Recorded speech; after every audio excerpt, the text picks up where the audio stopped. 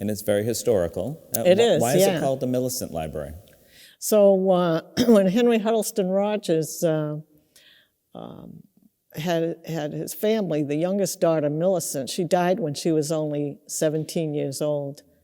So, of course, he was heartbroken, and they were trying to think of a good memorial to her. So in those days, you didn't have a public library in every town.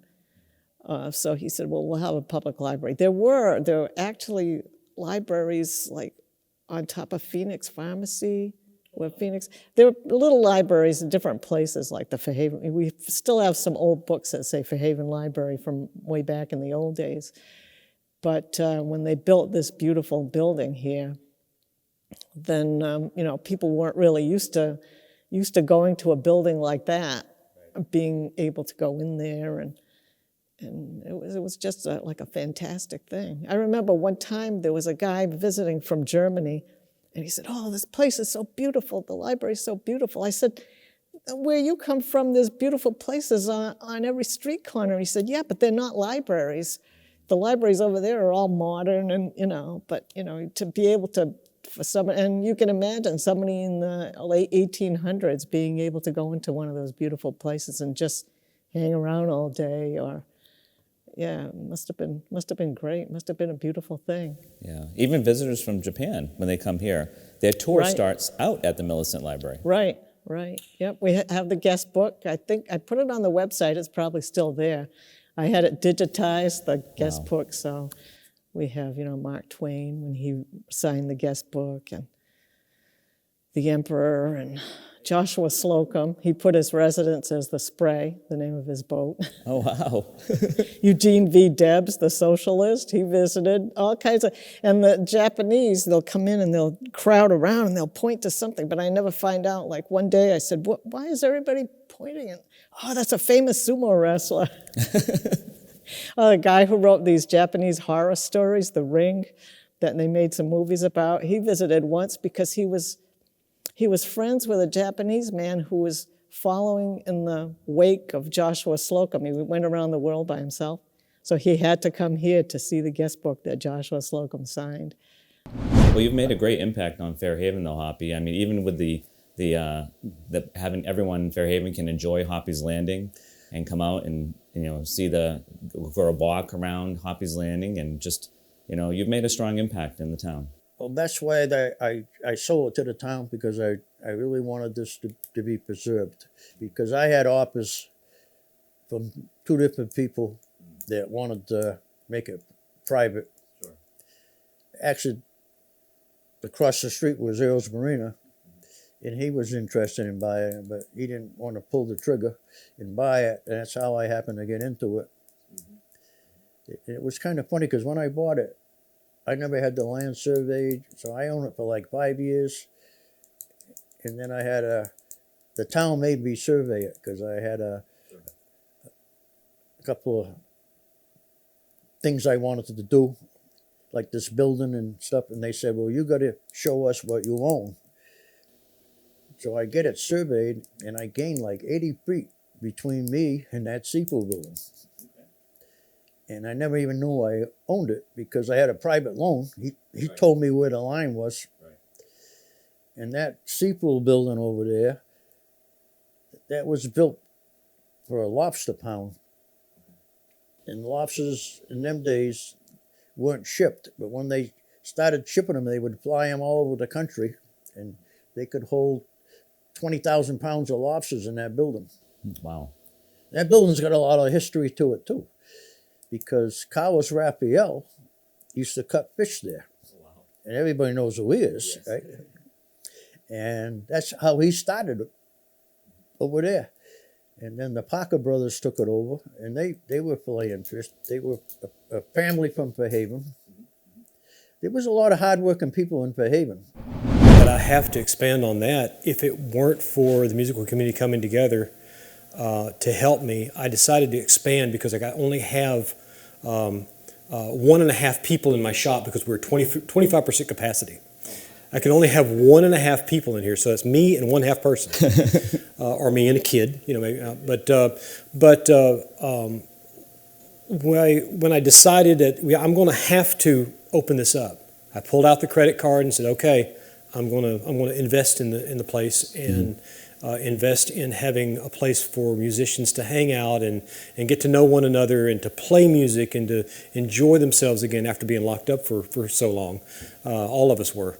But I didn't realize how much they would come out to help. It was really wonderful the way a lot of musicians and community came out to help me. So how did the community come out and help you? It was everything from helping me literally build, the structure here. I expanded the shop by threefold. I added a lesson room. I was originally going to add more lesson rooms, but I added a lesson room. I added an elevated display, as we call it here. It's not a stage. It's not a stage. No, it's an elevated display. But it's a lot of fun, is what it is. But musicians came out. Customers would come and go, "So what are you doing here?" I said, "Well, I want to make a little place here that looks like a front porch. I'm from the South. I'm building something that looks like a front porch. Well, why? Because it's cool."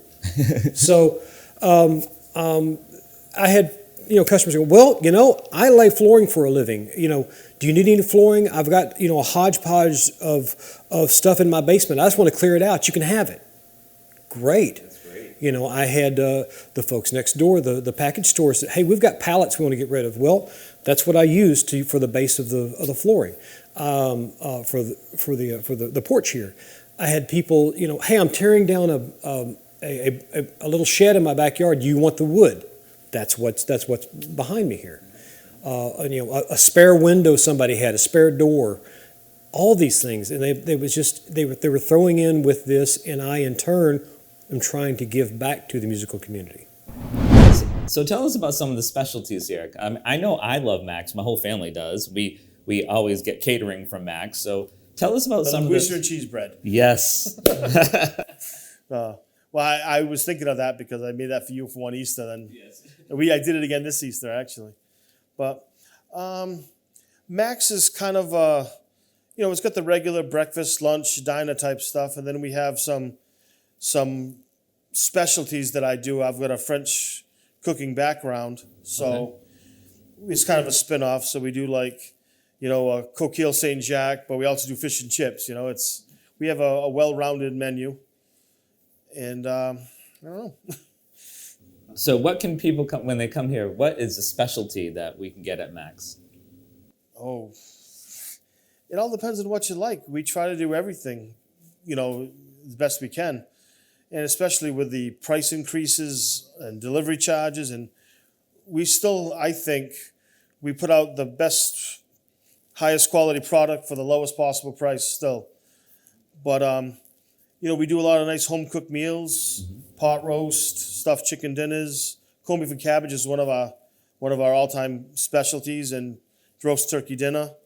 But then we have the basic fish and chips, scallops, seafood platters, kale soup, casserole. We are all over the place. And you do multiple things. Not only do you have the restaurant here, but you also do catering.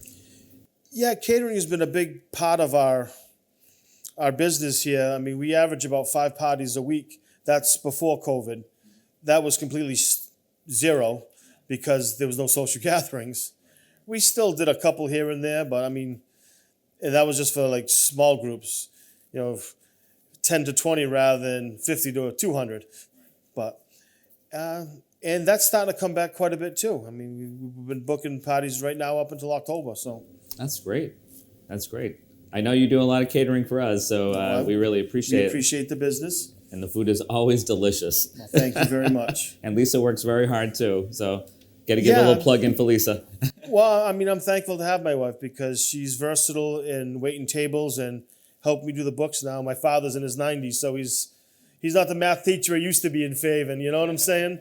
But he still watches over things. But Lisa's been helping out with that aspect, and she does all the catering. So, I'm thankful to have her. And your whole family is involved, really? That switched. My daughter's off in art school now, and my other daughter's taking some time off to find herself, I guess. Sure. And my other one started in computer tech field. So it's just me and my wife left basically. But they still help out on holidays and when we need them if they're around. But yeah, it's not the family affair it used to be, but it's. Well, they have to go to college. They have to grow. Right, they have to find their own path. I mean, they can't live my dream. So, how did the Surrey shop begin? Well, that could take about an hour and a half, I guess, to tell that story. But in a nutshell, in 1960, my father was a produce manager at Almax in New Bedford, and my mother was an optometrist with a doctor in downtown New Bedford. And they had nice little careers, but maybe not fully satisfied, I guess. And my father was a tinkerer with wood, and he would make things in the cellar in our South End home at the time. And it was fun. And one day he made my mother a cranberry scoop, because cranberries, of course, are so famous in this area. Right. A small cranberry scoop about that big, and gave it to her as a gift, and she thought it was the coolest thing. And they decided that maybe they could make these things as what we call today a side hustle. And have a bit of a side hustle. So that's what happened. He started making these cranberry scoops and then making bookends and making candle holders and all these things in the cellar. And then they would jump in the car on their days off and head to Cape Cod and peddle them out of the back of a station wagon with me in tow. I was 3 years old at the time. And my mother was the suave salesperson. Sure. And she would go into the shops and talk to everybody and smooth them all over. And my father was more of the bull rugged worker guy. And so he stayed out in the car with me. And that's how it all morphed. So they found that to be successful, and they found there weren't enough hours in a day to produce those things. So they ended up quitting their jobs and making this a job. And then they found a small gift and card shop, which at the time was called Mary Lou's Card Shop on Acushnet Avenue. And I think if the story I recall properly, they borrowed $9,000 on an insurance policy that they had, and they bought this Mary Lou's Card Shop. And they're wonderful people. Their name were the Archambaults, Estelle Archambault. She was the owner. And she had a daughter named Mary Lou, and that's how Mary Lou's Card Shop evolved. And I'm still in touch with Mary Lou today on Facebook. And just before I closed the Surrey shop in 2016, she had come to visit, and we talked old times. And so it's really great. Some great things about social media, and that's one of them, to be able to keep in touch with people. She lives in Virginia now. And so that's how that all started. She was a little girl then, and I was a little boy. And so I spent the next 3 years in there just about every day, and in the back room, just keeping myself busy. I knew how to make change by the time I was 5 years old, and working with customers, so I got that retail exposure. And then in 1965, we had kind of outgrown that building. My parents were fortunate enough that the business had done so well that they needed a bigger space. So there was a building next door to us called Worthington's Bakery, and they ended up moving that building and building the Surrey shop that everyone probably remembers. If you're older, you remember the original Surrey shop also, but this one was a 4,000 square foot, much larger building, and now we started to carry furniture and lots of other accessories besides the things that my father made at the time. So that's quite a route from California to Fairhaven. Talk about that route. What was it like? Okay, well, we first started by riding the first 100 miles together we started literally in my son's driveway. My oldest son, Matthew, and my oldest granddaughter, her name is Bowie. They rode the very first mile with us, right from the driveway down to the beach. And then from that point, we took a bike path that goes all the way from Long Beach to Huntington Beach, and then from Huntington Beach to San Bernardino, California. So the first 100 miles Darla and I did together, because my son said, hey, I'll bring the car. We have a support vehicle that we intended for Darla to ride behind me she would drive behind me when I'm riding the bike, and then we'd flip-flop and I would drive behind her when she's riding the bike. So with that first 100 miles, my son said, I'll bring the car to you, and I'll have my wife drive me. She'll drive our car and I'll drive your car. And then, so that got us started and headed out into the desert, and we started heading east from the California desert from there. Yeah. Wow. And why the cause cystic fibrosis? Well, the main thing that we figured number one thing for us was safety, for making sure that both of us stay safe on this trip, because it can be a little bit intimidating out there. But we wanted to make sure that we were doing it for a cause. And I have a niece who is my sister's daughter, lives right here in Fairhaven. Her name is Libby Montigny, my sister Heidi's daughter. She's had cystic fibrosis ever since birth. She wasn't diagnosed until she was 3 years old. So there was 3 years of a lot of not knowing what was going on in her life. And she was on a list of getting a lung transplant, a double lung transplant, as recently as 2 years ago. Oh, wow. But there's been some tremendous progress being made with cystic fibrosis, that they've developed a new drug that she's been taking, and it has totally changed her life. She's not on oxygen anymore. Wow. She's living a normal life. She's engaged to be married. We spent some time with her recently after our trip ended. But so the mission is to continue to raise money for cystic fibrosis. And as many people can see on our shirts, our mission is to try to raise $100,000. We fell well short of that during the ride, but it doesn't mean we have to end the mission of trying to raise money. So we're gonna turn our mission into a lifelong mission, and develop a new theme or a new concept, and try to get more people inspired to work with us to help make that happen. So today we're talking about the follow-up to the Carriage House. So could you give us some history of the Carriage House and some of the updates? Sure. Well, thanks to Dr. Hinohara, the Japanese doctor who raised the funds to buy and renovate this place, 11 years ago we had the dedication. However, they had run out of funds to do the Carriage House at the same time. And so for the last 11 years, we've been trying to work on that, which is coming along now finally with the help of many, many different sources.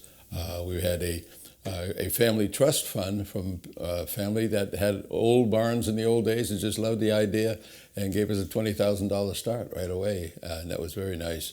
We've had CPA funds from the town, of course, and we've had a huge amount of funds, thank you to Bill Strauss here on my right, because of the earmarks of the state. And those go directly into working with us and bringing that up to date. So right now, it's making significant progress, and we've been able to satisfy even the Historic Society in terms of the exterior and so forth like that. So those challenges are coming along, and we appreciate all the help, especially from our good representative.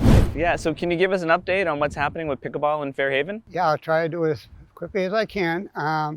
We started launching Monday a partnership with the Fairhaven Recreation Department, where we've lined the courts at the gym, and we'll be working with the older youth who are there during the summer.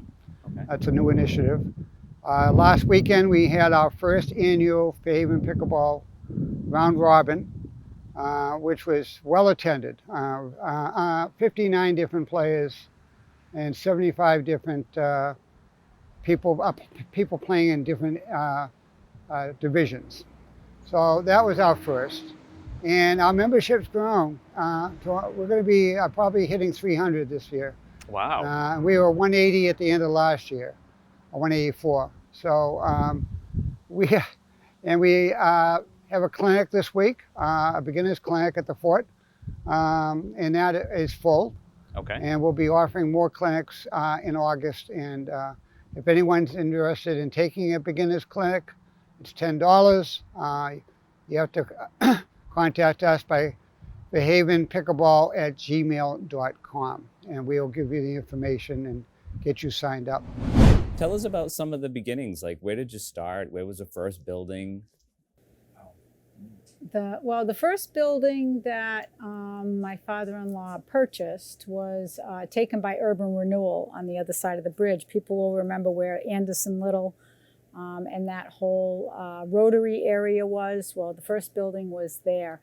And he actually garnetted his own cotton there, which was an extremely dangerous thing, but my husband did it when he was a little kid. That's kind of how things rolled in those days. But from there, he moved to East Fairhaven, which is now a car wash. He was there for quite a few years. And then my husband took over the business in '77, and he built the building that was on Alden Road. And we were there till '93, and then we came here. So we've been here since '93. And the address here is? 197 Pope's Island. People think this is Fairhaven, but it's Permanently not. stuck at the New Bedford Bridge. But it is New Bedford. So we've kind of returned to our roots a little bit, but we love it here. It's just a beautiful place, you know, to be. You look out, we've got nice windows, we got a beautiful view. We get to see all the comings and goings of all the boats. So it's nice. Best view of any mattress factory in existence. Our vendors, everyone's jealous. When the reps come to visit us, they're like, whoa, this is a great place. And it's like, yeah, New Bedford is pretty cool. Yeah. And it's always amusing to me when people come and rave about what a great destination the Fairhaven, New Bedford area is, and how they're floored with how beautiful it is. And they tell me how lucky I am. And then I run into my friends that never leave the New Bedford, Fairhaven area, and they gloom and doom about all these little things that happen, but they fail to see the big picture. And that's always one of the fun parts about travel, is it opens your eyes. And then a lot of times I get home and I remember, you know, boy, I sure am lucky to be here. But as far as learning music, I really never learned until later in life, where I really needed it to, you know, learn music theory. So initially self-taught? Pretty much, yeah. But you were in a band?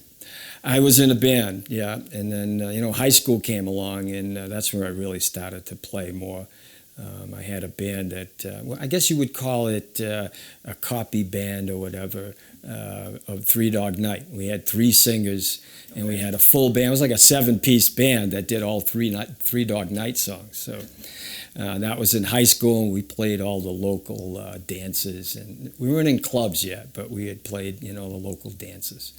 So what was that experience like? It was great because, you know, at that age, you know, all the girls used to come to the dances, and, you know, so it was fun meeting new people and, you know, playing all those dances and becoming like a local, at that time, a local star, I guess, you know, in high school, right? Yeah. But, you know, after that, I took music a little more seriously. So you had a little bit of a road to get here then? I did, yeah. To get to independent pharmacy, I had a little bit of a road. I had my last year in pharmacy school. The biggest influence that I had was a gentleman by the name of Thomas Corey.